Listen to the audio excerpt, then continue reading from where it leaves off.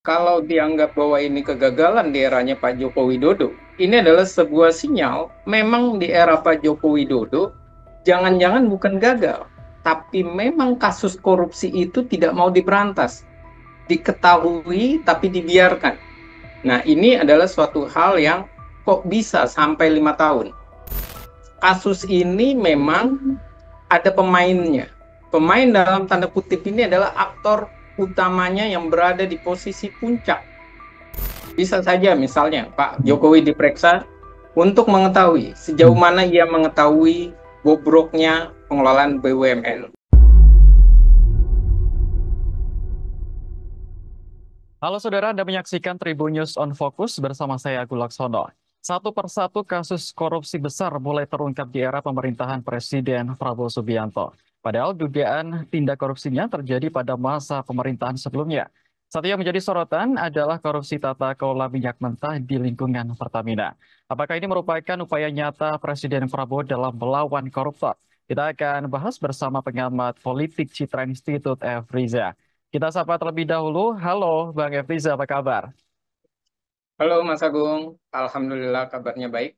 Terima kasih untuk Tribun On Focus. Baik. Bang Efriza, ini kan ada mega korupsi yang berhasil diungkap di era pemerintahan Presiden Prabowo, yakni soal kasus Pertamina Patraniaga. Nah, sebagai pengantar, bagaimana Bang Efriza melihat kasus korupsi ini? Ya, sebagai pengantar tentu saja ada harapan yang begitu besar yang disematkan oleh masyarakat melalui kepercayaan publik terhadap pemerintahan Prabowo yang begitu besar, 80%. Itu yang pertama. Yang kedua adalah dalam waktu 10 hari maupun setelah 100 hari, memang skandal-skandal korupsi sudah mulai nampak diproses oleh Presiden Prabowo. Dan yang ketiga, mega korupsi dari pengelolaan minyak mentah, dan ini terkait dengan Pertamina, ini adalah suatu hal fenomena lama, bahkan banyak yang bilang modus lama yang diungkap yang sudah 5 tahun berjalan, dan ini menjadi sebuah satu sisi harapan besar bahwa ini bisa diselesaikan sampai tuntas.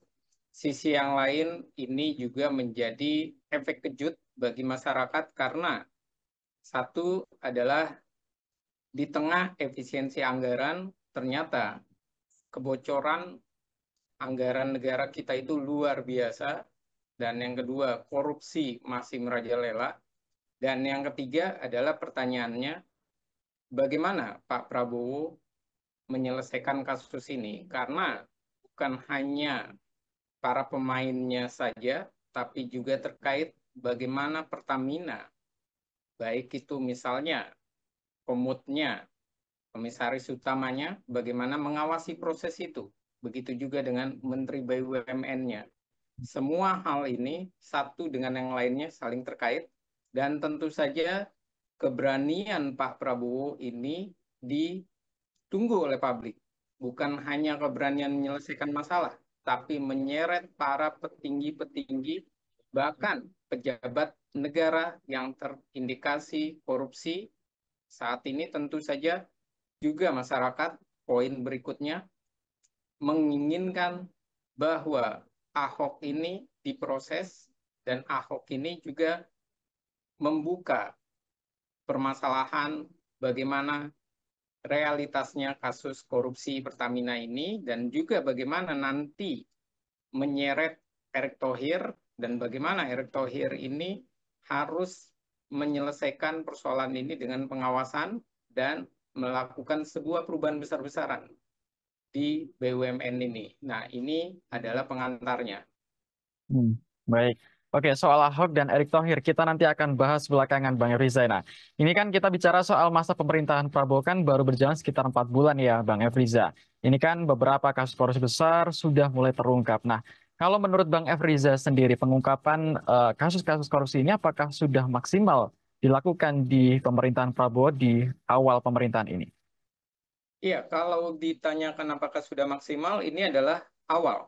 Hmm, Ini semangat baru. hmm, Memang Pak Prabowo menunjukkan sebagai presiden, ia keberaniannya untuk memberikan tugas untuk menyetujui pemeriksaan Kejaksaan Agung terhadap kasus yang sekarang menyeruak di publik, dan kita tahu ada 9 orang tersangkanya, dan ini terungkap karena dari persetujuan Pak Prabowo. Cuma pertanyaannya adalah, apakah kasus ini hanya mengungkap fenomena korupsi besar-besaran saja dengan orang-orangnya yang berada di lapangannya maupun para pelakunya, atau mengerucut sampai ke posisi paling puncak? Karena bagaimanapun hal ini menjadi sebuah titik balik bagi kita. Bagaimana wajahnya BUMN nanti dikelola. Bagaimana yang kedua, bukan hanya wajah BUMN dikelola, tata ekonomi kita, hubungan investasinya dengan negara luar maupun para investor. Wajah Republik ini dipertaruhkan oleh Pak Prabowo. Jangan sampai proses ini cuma sekedar proses 9 orang saja, tapi tidak terang benderang, tidak sampai ke sisi puncaknya. Siapa yang bermain dan siapa yang kendor pengawasannya. Karena hal ini, pengawasan ini penting, dan kita tidak bisa melihat sekedar bahwa Pertamina berhasil diungkap, kemudian Pertamina menenangkan masyarakat dengan memberikan asumsi bahwa soal oplosan ini tidak sepenuhnya benar. Ini ada bleeding dan segala macam. Itu tidaklah penting. Yang penting adalah bagaimana mengevaluasinya, melakukan pengawasan, dan memperbaiki wajah BUMN kita. Oke. Lalu ini kan korupsi di lingkungan Pertamina terjadi antara rentan tahun 2018 hingga 2023. Artinya ini kan terjadi di era pemerintahan Presiden Joko Widodo. Seperti itu Bang Efriza. Dan kemudian baru diungkap sekarang. Kalau Bang Efriza melihat apakah ini menjadi kegagalan penanganan korupsi di era Jokowi atau justru ada hal lain yang bisa dibaca, Bang Efriza? Iya, kalau dianggap bahwa ini kegagalan di eranya Pak Joko Widodo, ini adalah sebuah sinyal memang di era Pak Joko Widodo, jangan-jangan bukan gagal, tapi memang kasus korupsi itu tidak mau diberantas, diketahui tapi dibiarkan. Nah, ini adalah suatu hal yang kok bisa sampai 5 tahun. Ini yang perlu diselesaikan, diusut oleh Kejagung. Dan yang kedua, jangan-jangan Pak Jokowi sebagai presiden mengetahui kasus itu tapi tidak punya keberanian untuk memprosesnya. Atau yang ketiga, Kejagungnya ini tidak punya keinginan untuk menyelesaikan kasus tersebut, tidak punya rasa untuk membela kepentingan rakyat. Rasa membela kepentingan rakyat itu harus hadir di dalam setiap pejabat publik. Karena kalau tidak, akan ada pembiaran, akan ada merasa bahwa ini adalah suatu hal biasa saja. Dan yang keempat, bisa jadi kasus ini memang ada pemainnya. Pemain dalam tanda kutip ini adalah aktor utamanya yang berada di posisi puncak dari Kementerian BUMN misalnya, atau yang mengelola BUMN, ataupun di dalamnya itu tanpa dilakukan pengawasan yang ketat, karena kesadaran bahwa ada kasus ini dan kemudian pengawasan itu tidak terlalu ketat supaya tidak muncul ke permukaan. Dan sisi yang lain, inilah yang terjadi. Bagaimana subsidi kita selalu tinggi, selalu meningkat, tapi ujung-ujungnya masyarakat tidak pernah merasakan dampak pemberian subsidi ataupun merasakan manfaat subsidi secara masif. Oke, jadi Anda mengatakan tadi berbagai kemungkinan bisa terjadi, ada mungkin aktor di balik layar semua ini sehingga kasus yang harusnya bisa diungkap saat itu seperti seolah-olah dibiarkan begitu ya Bang Efriza ya. Kemudian sekarang baru mengemuka ke publik dan terungkap oleh Kejaksaan Agung seperti itu. Iya, ini berarti menunjukkan memang ada upaya dari Presiden Prabowo untuk membela kepentingan rakyat. Sisi yang kedua bisa dibaca dari kasus ini. Jika Pak Prabowo membiarkan, menjadi pertanyaan publik, apakah Pak Prabowo ini masih ada keterkaitan, ada kekhawatiran oleh orang-orang yang pernah menjabat sebelumnya yang bermain di sana, ataupun kekhawatiran wajah publik akan merasakan bahwa era pemerintahan Pak Jokowi itu adalah gagal dalam memberantas korupsi. Nah, ini adalah pertanyaan publik yang harus dijawab oleh Pak Prabowo. Apakah ia sebagai presiden mau menyelesaikan kasus ini?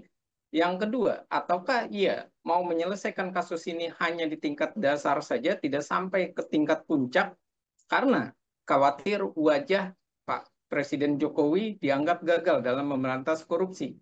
Nah, hal-hal ini yang perlu dijelaskan dengan terang benderang, dengan sebuah perintah, sebuah arahan bahwa Kejagung harus menyelesaikan kasus ini dengan terang benderang dan tidak peduli wajah pemerintahan Presiden Joko Widodo yang merupakan dianggap sekarang ini Presiden Prabowo menjalankan Kabinet Indonesia tahap kedua, tapi Pak Prabowo harus menunjukkan bahwa ia tidak pandang bulu. Ia berkepentingan untuk rakyat, tidak peduli walaupun yang dulunya adalah orang yang membantu pemenangannya, tapi ternyata pemerintahannya buruk, maka biarlah publik yang memberikan sentimen itu. Biarlah publik yang menjudge siapa yang bermain di belakang dan siapa yang dianggap gagal mengelola pemerintahan dan negara ini. Oke, pada akhirnya memang publik yang nantinya menilai ya Bang ya, apakah pemerintahan dari era Jokowi ini gagal atau tidak dan justru dan banyak kasus korupsi terungkap di era Prabowo. Nah, tadi Bang Efriza menyinggung soal nama Ahok seperti itu. Ahok sendiri kan sudah mengaku memiliki bukti korupsi di lingkungan Pertamina, Bang Efriza. Nah, dari analisa Anda, perlukah Ahok ini menjadi saksi penting dalam kasus ini? Iya, kalau saya melihat apa yang terjadi saat ini, Ahok menyatakan bahwa ia siap untuk menyelesaikan kasus ini dan dia punya catatan, notulensi, bahkan ia menyatakan dia siap membongkar kasus ini dengan senang hati. Cuma pertanyaannya, mengapa Ahok ini menyimpan data ini begitu kuat? Dan kenapa baru sekarang ketika publik mendorong Ahok untuk diperiksa, baru Ahok berkoar? Jangan-jangan pengawasan Ahok ini longgar karena ada perintah dari atas. Nah, ini juga yang perlu dilihat. Atau yang kedua, jangan-jangan pengawasan Ahok longgar ini karena memang Ahok melihat betapa buruknya dan sisi yang lain kegagalan Ahok memimpin. Karena pengawasan sebagai komut itu penting dan dia selalu menyalahkan direktur utamanya, dirutnya, dan dia mencoba untuk sedikit melepas tangan. Nah, ini hal-hal inilah yang perlu diketengahi, yang perlu untuk dicari titik temunya maupun diproses oleh Kejagung. Bagaimana kasus ini sampai terang benderang mana unsur pidana, mana yang dibutuhkan datanya dari Ahok, mana yang tidak, dan kalau perlu memang menjerat bahwa Ahok melakukan sebuah pelanggaran tanpa pengawasan terhadap kasus ini, maka Kejagung pun harus siap untuk memproses Ahok lebih dari sekedar sebagai saksi. Kalau memang dirasa bahwa ini adalah sebuah kelalaian dari pengawasan yang harusnya dilakukan seorang komisaris utama. Dan ini menjadi sebuah bentuk bagaimana posisi Ahok ini yang selama ini dianggap dia bersih, selama ini dia dianggap berani menjadi aktor dari kelalaian dia melakukan pengawasan atau menjadi aktor bahwa ia membongkar kasus ini lebih dalam, lebih tepat dan lebih dapat diproses oleh Kejagung. Dan sisi yang lain, Ahok ini menjadi sebuah bentuk dari kader PDI Perjuangan yang bisa atau tidak benar-benar memperjuangkan aspirasi rakyat dari wong cilik. Atau sekedar Ahok ini hanya cuap-cuap semata tanpa ternyata misalnya data-datanya itu tidaklah kuat, data-data itu tidak mendukung, bahkan malah ditemukan kelalaian Ahok, malah Ahok menjadi citra buruk kembali dari kader PDI Perjuangan ketika mengelola negara ini. Oke, jadi sangat memungkinkan ya Bang, Ahok ini diperiksa Kejagung untuk mengungkap kasus ini. Apakah nantinya akan ada hal-hal lain yang belum terungkap dari kasus korupsi di Pertamina? Dan kita tunggu bersama ya Bang, apakah nanti Kejagung akan mengambil langkah memeriksa Ahok atau tidak nanti kita tunggu bersama. Seperti itu. Iya. Baik. Lalu selain tersangka yang sudah ditetapkan, apakah nanti Kejagung juga akan memeriksa sejumlah elit di Pertamina atau bahkan sekelas menteri mungkin, Bang Efriza? Semestinya Kejagung ini bukan hanya memproses para aktor dalam hal ini para pejabatnya saja, Hmm. tapi juga memproses para aktor politisi Hmm. yang berada di pemerintahan. Hmm. Yang tentu saja nama-nama ini sudah tersebut dan tentu juga bagaimana Menteri BUMN ini harus disikapi. Dan saya mendukung kalau Menteri BUMN dalam hal ini Pak Prabowo juga tidak lagi untuk terlalu mempercayai, sekali lagi untuk terlalu mempercayai Erick Thohir bahwa ia akan menyelesaikan kasus ini. Bahkan bila perlu Pak Prabowo mengawasi Erick Thohir ini, bagaimana ia menyelesaikan persoalan di BUMN. Itu yang pertama. Yang kedua, juga mendorong Erick Thohir untuk diperiksa oleh Kejagung. Bagaimana proses ia dalam hal ini sebagai Menteri BUMN. Dan yang ketiga, tentu penyebutan nama-nama beliau di publik yang begitu mencuat bahwa aktor utamanya juga tidak bisa dilepaskan dari politisi maupun para pengusaha, dan dalam hal ini tentu saja pejabat negara, maka Erick Thohir ini sudah didengungkan oleh masyarakat, diwacanakan untuk diminta mundur supaya ia berkonsentrasi menghadapi kasusnya. Dan untuk hal ini, Pak Prabowo harus memerintahkan Erick Thohir menyerahkan semua bukti-bukti yang dipunyainya maupun proses yang terjadi dalam penentuan-penentuan kasus dari pengelolaan minyak mentah itu maupun KKKS, K3S, ataupun dalam hal ini bagaimana penentuan dalam hal mengoplos maupun dan segala macam. Ini harus dilihat pengawasannya. Dan jangan hanya merasa bahwa nantinya Menteri BUMN, misalnya yang sekarang menginginkan penggabungan BUMN, ini dianggap sebagai penyelesaian masalah.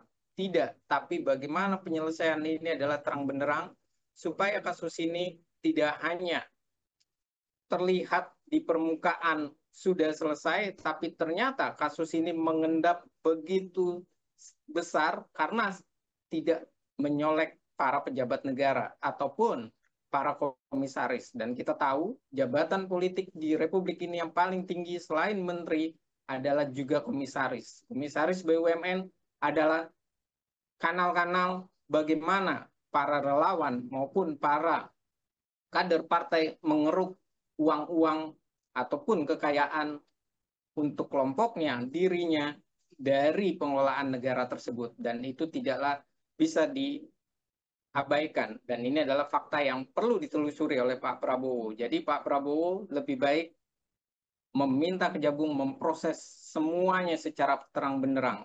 Bahkan bukan hanya sampai Erick Thohir. Kalau memang ada permintaan mengadili Pak Jokowi, itu perlu juga dilihat sampai sejauh mana peran dari Pak Presiden. Oke. Tapi kan ini mengingat hubungan Jokowi dan Prabowo kan cukup dekat. Apakah memang sangat mungkin jika nantinya Pak Jokowi ini diperiksa, mengingat hubungan kedekatan keduanya yang begitu dekat, Bang Efriza? Iya, bisa saja misalnya Pak Hmm. Jokowi diperiksa untuk mengetahui sejauh Hmm. mana ia mengetahui bobroknya pengelolaan BUMN. Hmm. Yang kedua, sejauh mana ia memahami dalam proses misalnya subsidi ataupun ekspor dan ataupun dalam pengelolaan minyak mentah, impor dan segala macam. Nah, ini adalah suatu bentuk yang harus diselesaikan karena bagaimana tata kelola BUMN ini menjadi sebuah payung hukum perekonomian di negara kita, kekuatan ekonomi kita, dan kita jangan lupakan bagaimana sekarang ini misalnya kita ambil contoh Danantara. Bagaimana pengelolaan ini adalah untuk mengelola ekonomi kita dari berbagai BUMN. Tapi ternyata pengelolaan BUMN sudah bobrok dari awal. Bagaimana kita mempercayai soal efisiensi, soal perekonomian kita nanti akan menguat, bagaimana investasi juga akan menguat, dan bagaimana kita menjelaskan kepada dunia internasional bahwa kondisi kita adalah kondisi yang baik negara kita karena wajah kita begitu terlihat sekali. Semua bahkan dioplos, bukan hanya minyak mentah yang terbaru adalah soal misalnya pupuk. Dan ini adalah contoh-contoh nyata. Ini adalah bukti ada masalah di dalam pengambilan kebijakan, ada masalah di dalam aktor para pengambil kebijakan, ada masalah di dalam merumuskan formulasi kebijakan untuk kepentingan rakyat. Dan ini adalah hal yang harus ditarik dari bawah sampai ke atas. Oke. Lalu ini kan berarti Anda menyimpulkan di Kementerian BUMN memang menjadi ladang empuk untuk ya dalam tanda kutip untuk melakukan korupsi seperti itu Bang Efriza ya. Karena kan di bawahnya banyak sekali perusahaan-perusahaan yang mengelola uang dalam jumlah yang sangat besar. Iya, ini memang faktanya. Hmm. Bagaimana BUMN kita ini dianggap satu sisi gendut, yang kedua dianggap selain gendut ternyata penuh penyakit. Dan yang ketiga, ternyata pengelolaannya tidak beres. Dan ini adalah sebuah fakta yang kita tidak bisa abaikan. Fakta bahwa pengelolaan BUMN, keuangan BUMN ini adalah penuh dengan sisi kerusakan-kerusakan di dalamnya, kebocoran-kebocoran di dalamnya. Misalnya kita berbicara dividen yang didapatkan oleh negara kita memang tinggi dari BUMN. Seperti misalnya 200 triliun yang kemudian dialihkan ke Danantara, tapi nyatanya apa? Nyatanya kebocoran itu juga tinggi. Bahkan kalau dihitung 5 tahun, itu sekitar 900 triliun. Dan ini bukan di satu sektor saja. Bisa jadi di berbagai sektor. Dan ini artinya keberpihakan kepada masyarakat, keberpihakan kepada rakyat, itu tidaklah benar-benar sesuai dengan jargon pemerintah, ucapan pemerintah. Karena apa? Ternyata kebijakan itu tidak bisa mengamputasi para perilaku korup di dalam mengelola negara ini. Satu. Yang kedua, ternyata pengawasan yang diinginkan itu tidak terjadi. Dan yang ketiga adalah bagaimana masyarakat merasakan efisiensi APBN ini ternyata tidak juga diikuti dengan menutup kebocoran anggaran. Dan ini adalah sebuah hal yang kalau dibiarkan tidak diselesaikan oleh Pak Prabowo, artinya menjadi sebuah dilematis nantinya bagi Pak Prabowo. Ia berbicara efisiensi, tapi kebocoran tidak bisa diselesaikan oleh Presiden Prabowo. Satu itu. Yang kedua, dia berbicara efisiensi, tapi ternyata kebijakan-kebijakan pengelolaan negara dari BUMN penuh dengan kebocoran, penuh dengan korupsi yang sangat mencengangkan dan sangat menegangkan, bahkan masuk ke dalam liga klasemen yang begitu mencuat, begitu hebat, begitu besar. Dan ini luar biasa memalukan. Walaupun satu sisi masyarakat berpikir bahwa ini adalah prestasi Pak Prabowo dalam mengungkap kasus korupsi, tapi sisi yang lain ini juga memalukan. Karena apa? Kebocoran itu begitu besar di tengah usaha efisiensi APBN. Dan ini menjadi sebuah hal baru, ketakutan masyarakat nantinya. Danantara akan seperti apa? Ketika Danantara ini mengelola lebih besar, dan bagaimana dengan pengelolaan-pengelolaan ekonomi kita nantinya, wajah ekonomi di publik. Dan ini tentu saja menjadi pertanyaan besar bagi masyarakat. Bukan sekedar Pak Prabowo menyelesaikan permasalahan itu, tapi bagaimana Pak Prabowo menuntaskan masalah ini sampai ke aktor tertingginya. Oke, jadi menurut Anda solusi terbaik apa yang harus dilakukan oleh Pak Prabowo untuk membersihkan bawahan-bawahannya ini dari oknum-oknum, dari kasus-kasus korupsi, sehingga nanti bisa istilahnya bisa mencerminkan bahwa pemerintahannya ini bersih sesuai dengan komitmen dia untuk memberantas koruptor. Apa yang harus dilakukan oleh Presiden kita ini, Bang Efriza? Ya, yang perlu dilakukan oleh Pak Prabowo, pertama adalah memberikan arahan tegas kepada Kejagung. Dengan satu arahan itu, dan yang kedua adalah persetujuan untuk memeriksa semua lembaga negara yang terindikasi korupsi. Bukan hanya saat ini ya, Pertamina saja, tapi banyak hal yang nanti bisa saja mencuat dan itu dibutuhkan sebuah pernyataan lisan maupun persetujuan dari Pak Prabowo. Itu yang pertama. Yang kedua, bagaimana Pak Prabowo mengawal kasus ini sampai benar-benar terang benderang dan tidak mengintervensi. Satu, tadi terang benderang disertai tidak intervensi hukum. Artinya biarkan diselesaikan dalam kasus hukum. Siapapun orang yang memang berjasa bagi Prabowo misalnya sebelumnya ketika ia di pemilihan presiden. Yang berikutnya adalah bukan hanya presiden, tapi juga bagaimana kasus ini harus sampai di Senayan untuk mencari, mengawasi, dan menindaklanjuti berbagai perkembangan di masyarakat, berbagai temuan-temuan yang dilakukan oleh Kejagung. Artinya pengawasan di parlemen pun perlu dilakukan oleh Gerindra, perlu dilakukan oleh Kim Plus. Jadi mereka tidak bisa sekedar memberikan kebebasan kepada lembaga yudikatif untuk memproses itu, tapi juga mendorong lembaga yudikatif itu untuk memproses itu dengan baik, benar, dan benar-benar terang benderang. Dan yang berikutnya adalah Pak Prabowo harus memberikan sebuah pernyataan di publik bahwa kasus ini tidak boleh sampai hanya di para aktor kecil saja, tapi sampai kepada para pengambil keputusan. Berikutnya juga, kalau memang pengawasan yang longgar, para pelaku pejabat pengawas di level atas itu perlu juga untuk dijebloskan di dalam hal ini. Kenapa? Karena kita bisa melihat bahwa komisaris BUMN itu selalu menjadi magnet baru bagi orang-orang yang telah memenangkan presiden. Sekali lagi telah memenangkan presiden di era Jokowi maupun di eranya Pak Prabowo. Baik itu di partainya, baik itu di relawannya, maupun di dalam hal ini organisasi-organisasi yang turut membantu di dalam sebuah pemenangan itu, misalnya undergo partai, mereka pasti mengincar komisaris, karena bagaimanapun itu juga menjadi pemasukan bagi pendapatan mereka dan kelompoknya. Tapi pertanyaannya adalah, kebocoran ini ternyata malah di dalam BUMN. Bagaimana perekonomian nasional kita akan baik? Bagaimana wajah negara kita akan baik? Bagaimana MBG akan berjalan dengan baik kalau efisiensi dilakukan, kebocoran tidak ditutupi? Korupsi diberantas, tapi korupsi diberantas itu hanya untuk cuma sekedar gaya-gayaan, bilangannya saja ditinggikan, bilangannya saja diperbesar, dikonsumsi oleh publik, tapi para pelakunya adalah para pelaku cuma teknis di lapangan, bukan para pelaku yang sampai di ujung atas.